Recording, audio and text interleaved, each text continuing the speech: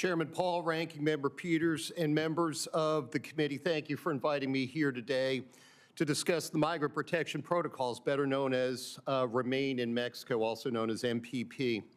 MPP was implemented in response to an unprecedented surge in third country nationals and adults with children and family units entering illegally across the southwest border. Of the more than 153,000 migrants caught crossing the border in the first 3 months of FY 2019, nearly half, just over 49%, were in family units.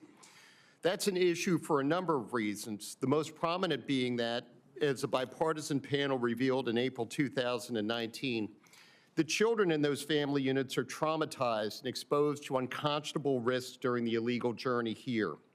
That panel also highlighted, quote, reports that female parents of minor children have been raped, that many migrants are robbed, and that they and their children are held hostage and extorted for money. Things became so bad in March of 2019 that then DHS Secretary Kirstjen Nielsen declared a border emergency. She explained the system was in free fall as her department scrambled to care for families in which migrant children were, quote, arriving sicker than ever before, close quote, after being, quote, exploited along the treacherous trek to the United States, close quote. It was against this backdrop that the Trump administration first implemented Remain in Mexico. Using authority in Section 235B2C of the INA, Immigration Nationality Act, DHS returned migrants back across the border to await expedited asylum hearings at designated port courts. Those whose claims were granted were admitted, while migrants whose claims were denied were quickly removed. After a phased-in implementation and legal challenges, MPP was up and running by October 2019 when DHS issued its assessment of the program. DHS concluded that MPP was, quote, an indispensable tool in addressing the ongoing crisis at the southern border and restoring integrity to the immigration system, close quote. Border encounters dropped by 64% between May and September of 2019, and encounters with, quote, Central American families who were the main driver of the crisis decreased by approximately 80%, close quote, according to that assessment. Remain in Mexico was implemented with the consent and assistance of the government of Mexico. Returnees received access to humanitarian care and assistance, food and housing, work permits, and education in Mexico.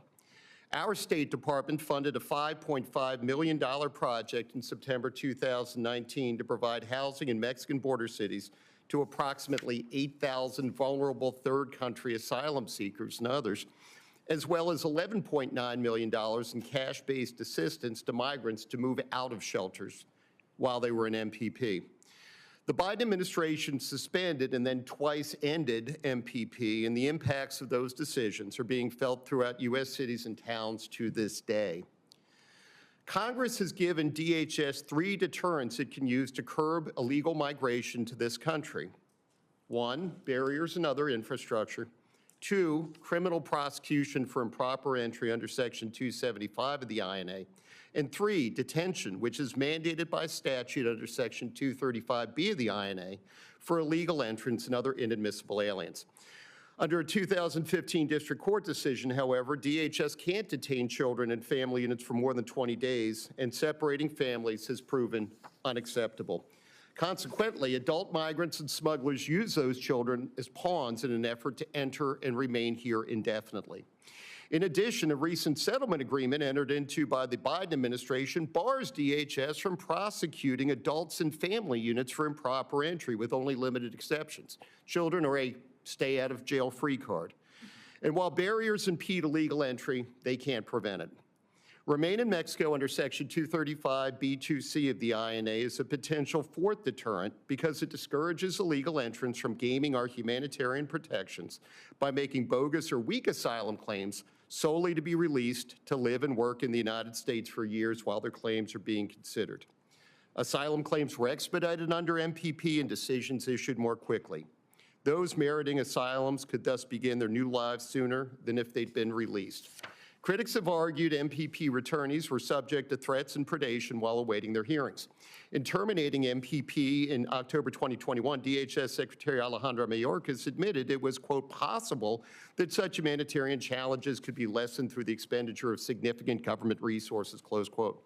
Respectfully, the migrant crisis over the past 4 years has already cost taxpayers tens to hundreds of billions of dollars, including at the state and local level, where officials have no say over immigration decisions made in Washington. If this is simply a question of money, my question to you is, what price do you put on border security? Thank you again. I look forward to your questions.